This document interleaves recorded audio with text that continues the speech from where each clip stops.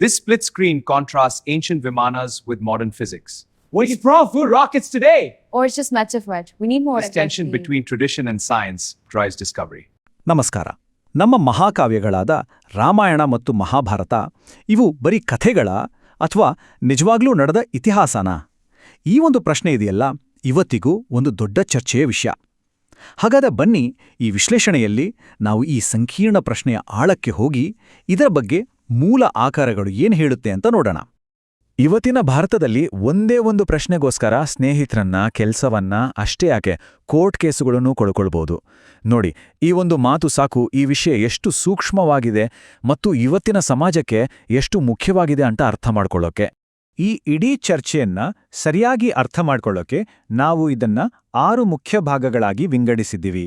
ಇದು ಇತಿಹಾಸನ ಅಥವಾ ಪುರಾಣನ ಅನ್ನೋ ಮೂಲಭೂತ ಪ್ರಶ್ನೆಯಿಂದ ಶುರು ಮಾಡಿ ಕೊನೆಗೆ ಪುರಾಣಗಳ ನಿಜವಾದ ಶಕ್ತಿ ಏನು ಅನ್ನೋದ್ರವರೆಗೆ ನಾವು ನೋಡೋಣ. ಬನ್ನಿ, ಒಂದೊಂದಾಗಿ ಶುರು ಮಾಡೋಣ. ಸರಿ, ಹಾಗಂದ್ರೆ ನಮ್ಮ ಮೊದಲನೇ ಭಾಗ ಇತಿಹಾಸವೇ ಅಥವಾ ಪುರಾಣವೇ? ಇದು ಈ ಇಡೀ ಚರ್ಚೆಯ ಕೇಂದ್ರ ಬಿಂದು. ಈ ಮಹಾಕಾವ್ಯಗಳನ್ನ ಅಕ್ಷರಶಃ ನಡೆದ ಘಟನೆಗಳು ಅಂತ ನೋಡ್ಬೇಕಾ, ಅಥವಾ ನಮ್ಮ ಇಡೀ ಸಂಸ್ಕೃತಿಯನ್ನೇ ರೂಪಿಸಿದ ಪವಿತ್ರ ಪೌರಾಣಿಕ ಕಥೆಗಳು ಅಂತ ಪರಿಗಣಿಸ್ಬೇಕಾ? ಅಂದ್ರೆ ರಾಮಾಯಣ, ಮಹಾಭಾರತ ಇವು ನಡೆದ ಘಟನೆಗಳ ಡಾಕ್ಯುಮೆಂಟರಿ ರೆಕಾರ್ಡ್ಗಳ ಅಥವಾ ಪವಿತ್ರ ಸಾಹಿತ್ಯನ? ನೋಡಿ, ಈ ಇಡೀ ಚರ್ಚೆಯ ಮೂಲಬೇರು ಇರೋದೇ ಇತಿಹಾಸ ಅನ್ನೋ ಪದದಲ್ಲಿ. ಸಂಸ್ಕೃತದಲ್ಲಿ ಇತಿಹಾಸ ಅಂದ್ರೆ ಹೀಗೆಯೇ ನಡೆಯಿತು ಅಂತ. ಆದರೆ ನಾವು ಅದನ್ನ ಇಂಗ್ಲಿಷ್ನ ಹಿಸ್ಟ್ರಿಗೆ ಭಾಷಾಂತರಿಸ್ತೀವಿ. ಇದೇ ನೋಡಿ ಎಲ್ಲ ಗೊಂದಲಕ್ಕೆ ಕಾರಣ. ಈಗ ಒಂದು ಕೆಲಸ ಮಾಡೋಣ, ಈ ಮಹಾಕಾವ್ಯಗಳನ್ನ ಆಧುನಿಕ ಇತಿಹಾಸದ ಅಳತೆಗೋಲಿನ ಮೇಲೆ ಇಟ್ಟು ನೋಡೋಣ. ಐತಿಹಾಸಿಕ ಸಾಕ್ಷ್ಯಗಳಿಗಾಗಿ ಇರೋ ಕಠಿಣ ಪರೀಕ್ಷೆಯಲ್ಲಿ ಇವು ಎಷ್ಟರ ಮಟ್ಟಿಗೆ ನಿಲ್ತವೆ? ಬನ್ನಿ ಒಮ್ಮೆ ಪರಿಶೀಲಿಸೋಣ. ನೋಡಿ, ಆಧುನಿಕ ಇತಿಹಾಸದ ವಿಧಾನಕ್ಕೆ 3 ಮುಖ್ಯವಾದ ಅವಶ್ಯಕತೆಗಳಿವೆ. ಮೊದಲನೇದು, ನಡೆದ ಘಟನೆಗಳಿಗೆ ಒಂದು ಸಮಂಜಸವಾದ ಡೇಟಿಂಗ್ ಇರಬೇಕು. ಎರಡನೇದು, ಆ ಘಟನೆಗಳು ನಡೆದ ಕಾಲದ ಆಕರಗಳೇ ಆಗಿರಬೇಕು. ಮತ್ತು ಮೂರನೇದು, ಪುರಾತತ್ವ ಅಥವಾ ಬೇರೆ ಗ್ರಂಥಗಳಿಂದ ಸ್ವತಂತ್ರವಾದ ದೃಢೀಕರಣ ಸಿಗಬೇಕು. ಇಲ್ಲಿ ನಂಬಿಕೆಗಿಂತ ಹೆಚ್ಚಾಗಿ ಈ ವಿಧಾನ ತುಂಬಾನೇ ಮುಖ್ಯ ಆಗುತ್ತೆ. ಭಾಷಾಶಾಸ್ತ್ರದ ವಿಶ್ಲೇಷಣೆ ಪ್ರಕಾರ ಈ ಎರಡೂ ಗ್ರಂಥಗಳು ಒಂದೇ ಸಾರಿ ಬರೆದಂತರ ವರದಿಗಳಲ್ಲ, ಬದಲಿಗೆ ಶತಮಾನಗಳ ಕಾಲ ಬೆಳೆದುಕೊಂಡು ಬಂದಿರೋ ಹಲವು ಪದರಗಳನ್ನು ಹೊಂದಿರೋ ಸಂಯೋಜನೆಗಳು. ಕಾಲ ಕಳೆದ ಹಾಗೆ ಹೊಸ ಹೊಸ ವಿಷಯಗಳನ್ನು ತನ್ನೊಳಗೆ ಸೇರಿಸ್ಕೊಳ್ತಾ ವಿಕಸನಗೊಂಡಿವೆ. ಇದು ಸಮಕಾಲೀನ ಐತಿಹಾಸಿಕ ದಾಖಲೆಗಿಂತ ತುಂಬಾನೇ ಭಿನ್ನ.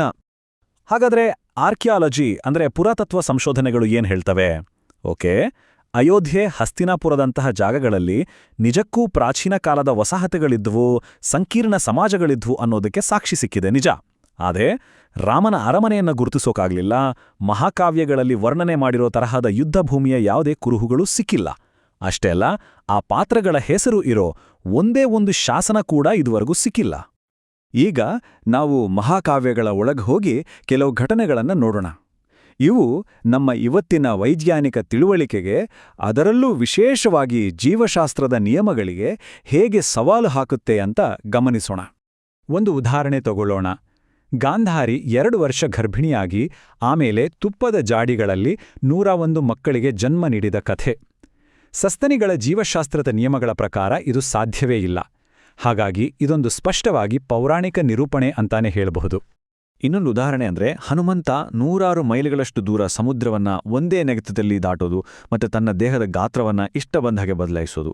ಬಯೋಮೆಕ್ಯಾನಿಕ್ಸ್ ಮತ್ತು ಶಕ್ತಿ ಸಂರಕ್ಷಣೆಯ ನಿಯಮಗಳ ಪ್ರಕಾರ ಯಾವುದೇ ಜೀವಿ ಇಂಥದ್ದೊಂದು ಸಾಧನೆ ಮಾಡೋಕೆ ಆಗೋದಿಲ್ಲ. ಇದು ಪೌರಾಣಿಕವೇ ಹೊರತು ಐತಿಹಾಸಿಕ ಅಲ್ಲ. ಈಗ 4ನೇ ಭಾಗಕ್ಕೆ ಬರೋಣ. ಅದೇನಪ್ಪಾ ಅಂದ್ರೆ, ಮಹಾಕಾವ್ಯಗಳಲ್ಲಿ ವರ್ಣಿಸಲಾದ ಅತ್ಯಾಧುನಿಕ ತಂತ್ರಜ್ಞಾನಗಳು, ದೈವಿಕ ಅಸ್ತ್ರಗಳು, ಹಾರುವ ವಿಮಾನಗಳು ಇವೆಲ್ಲ ನಿಜವಾಗ್ಲೂ ಇದ್ವಾ? ಪುಷ್ಪಕ ವಿಮಾನ ಅಂದ್ರೆ ಹಾರುವ ಅರಮನೆ. ಆದರೆ ಪ್ರಾಚೀನ ಕಾಲದಲ್ಲಿ ಇಂಥ ಯಾಂತ್ರಿಕ ವಿಮಾನಗಳು ಇದ್ದುವು ಅನ್ನೋದಕ್ಕೆ ಯಾವುದೇ ಪುರಾತತ್ವ ಸಾಕ್ಷಿ ಇಲ್ಲ. ಬ್ರಹ್ಮಾಸ್ತ್ರ, ಭೂಮಿಯನ್ನೇ ಸುಟ್ಟಾಕೋ ದೈವಿಕ ಅಸ್ತ್ರ. ಆದರೆ ಅಣ್ವಸ್ತ್ರದಂತಹ ಘಟನೆಗಳು ನಡೆದಿದ್ದಾವೆ ಅನ್ನೋದಕ್ಕೆ ಭೂವೈಜ್ಞಾನಿಕವಾಗಿ ಯಾವುದೇ ಕುರುಹು ಸಿಕ್ಕಿಲ್ಲ. ಇನ್ನು ಸುದರ್ಶನ ಚಕ್ರ, ಅದು ನಾಣ್ಯಗಳಲ್ಲಿ, ಶಿಲ್ಪಗಳಲ್ಲಿ ಒಂದು ದೈವಿಕ ಸಂಕೇತವಾಗಿ ಕಾಣಿಸುತ್ತೆ ಅಷ್ಟೇ. ಅದೊಂದು ಭೌತಿಕ ಆಯುಧವಾಗಿತ್ತು ಅನ್ನೋದಕ್ಕೆ ಯಾವುದೇ ದಾಖಲೆ ಇಲ್ಲ. ಸರಿ, ಇದೆಲ್ಲ ಆಯ್ತು. ಆದ್ರೆ ಈ ಚರ್ಚೆ ಯಾಕಿಷ್ಟೊಂದು ಮುಖ್ಯ? ಇದು ಕೇವಲ ಒಂದು ಶೈಕ್ಷಣಿಕ ಚರ್ಚೆ ಮಾತ್ರ ಅಲ್ಲ. ಯಾಕಂದ್ರೆ ಇದರ ಪರಿಣಾಮಗಳು ನೇರವಾಗಿ ನಮ್ಮ ಸಮಾಜದ ಮೇಲೆ ಆಗುತ್ತೆ. ಈ ಮಹಾಕಾವ್ಯಗಳನ್ನ ಅಕ್ಷರಶಃ ಇತಿಹಾಸ ಅಂತಾನೆ ಪಟ್ಟು ಹಿಡಿದ್ರೆ ಅದರಿಂದ ಸಮಾಜದಲ್ಲಿ ಕೆಲವು ಸಮಸ್ಯೆಗಳು ಉದ್ಭವಿಸ್ತವೆ ಅಂತ ಮೂಲ ಆಕರಗಳು ಹೇಳ್ತವೆ. ಹೇಗೆ ಅಂದ್ರೆ ಇದು ಸಾಕ್ಷ್ಯಕ್ಕಿಂತ ನಂಬಿಕೆಗೆ ಹೆಚ್ಚು ಪ್ರಾಮುಖ್ಯತೆ ಕೊಡುತ್ತೆ.